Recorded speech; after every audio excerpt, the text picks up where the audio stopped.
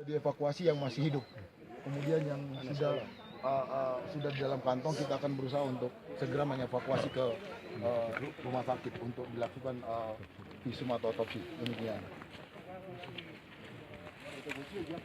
Ayo Pak, kita cari bikin tanduk atau bagaimana kan? Biar bisa kita evakuasi tuh. Tadi bikin tanduk. Iya, Bapak ya.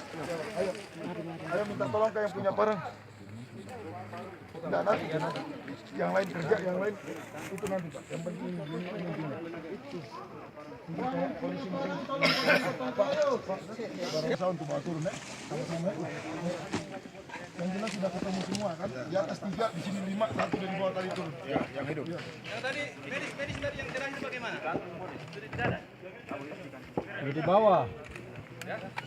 Ada kue tuh, ada kenapa? Di tas yang coklat itu. Ambil. Jangan airnya. SMK itu. Iyo. Akhirnya yang naik ini yang ini. Bisa tahu dia penumpangnya.